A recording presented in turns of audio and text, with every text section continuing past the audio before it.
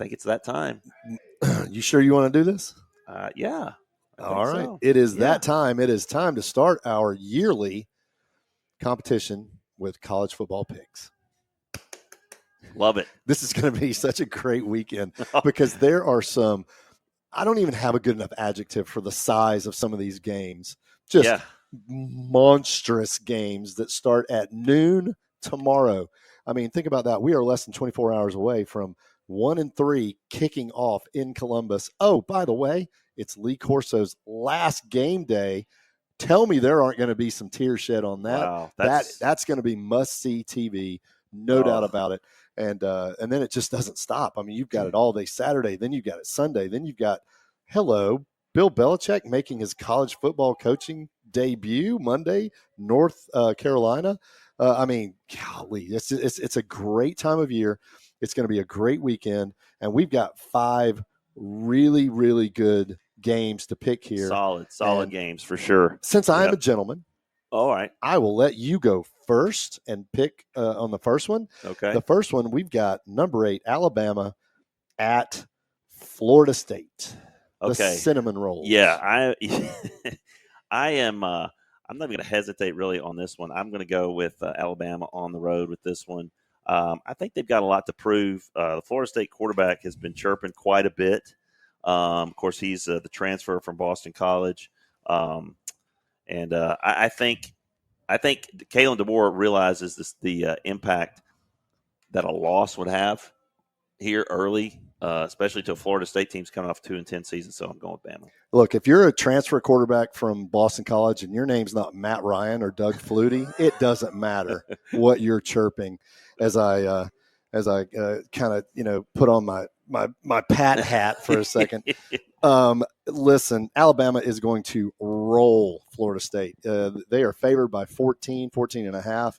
If I were a betting man, I would absolutely take the Tide to cover that. I am going to agree with Adam, and I am going to say Alabama rolls, which I hate saying, but anyway, I'll say it. It happens. Okay, the next one, number 9 LSU at number 4 Clemson. This is a monster game tomorrow night. Huge. Someone is going to be looking on the outside in at the end of this week as far as the college football playoff between these two teams. Yep. I'm going to go first, and I'm going to say that I think Clemson is absolutely one of the best teams in the country. I think this is one of Dabo Swinney's best teams he's had in a long time, and I think LSU struggles winning big games. I think that they are just not quite ready to win in the purple and orange Death Valley, so I'm going to go with Clemson. Okay, got a little disagreement here. I'm going to go against convention here. LSU, I think, has lost their last 6 opening games. They're 0-6, which means Brian Kelly has not won an opening game. LSU managed to cherry pick one of the best receivers in the SEC from Kentucky, Barian Brown. He is now an LSU Tiger and is going to be receiving the ball from Garrett Nussmeier all year long. He's probably going to be an All-American. I think LSU breaks free of the jinx. I think LSU's defense is much improved this year. It was a disaster 2 years ago. I think LSU goes in there and gets the victory. Wow. I guess that's a mild upset. That would actually be a monster upset. 9 versus 4. But you look at those rankings early in the year. Nobody knows what's going on. If you win at Clemson, you've done something. Yeah. I mean, let's just be honest. So, that's a night game. Yeah. I hope I'm still awake for that one. Go Barry on. Go Barry on Brown. Okay. I'm going to root for Barry on. All right, the third one.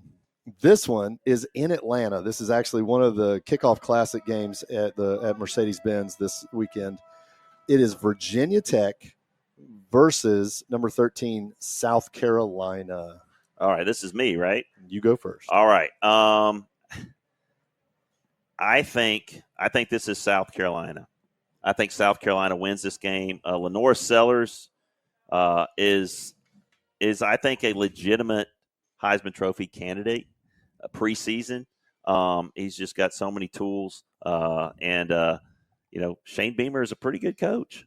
He is. And as the big Kentucky South Carolina rivalry, he's kind of gotten us the last couple of years. But he is a very good coach. Comes from a great lineage and kind of playing his dad's former team that he coached for 28 years at Virginia Tech. I was about to say there was a pretty good Beamer over on the Hokie sidelines. Brought them to a lot of prominence. So I'm going to go with South Carolina. I'm going to agree with you. I think it's going to be close. I think Virginia Tech may actually be leading this game late.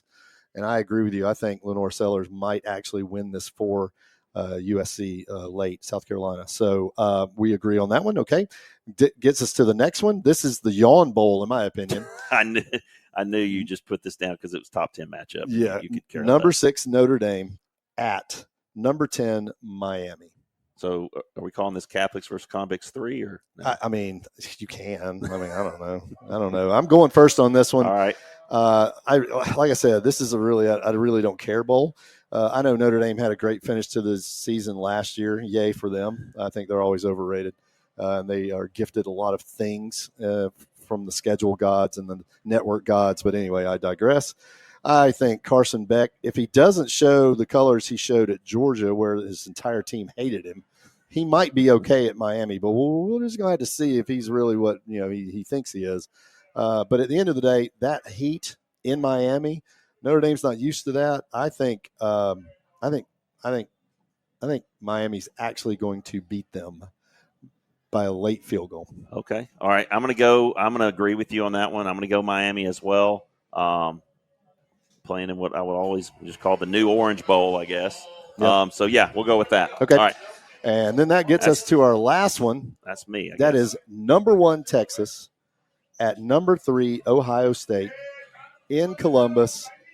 Everything on the line. One of these two teams could actually be having to work their tails off to get in the college football playoff. I'm going to go with Texas, Arch Manning. I think that Texas just has too much talent all over the field. It's just an overall talent mismatch. So I'm going with Texas. All right. I'm going to go with Ohio State at home. They don't lose at home often. They are the defending national champions. They have the best receiver in the college universe.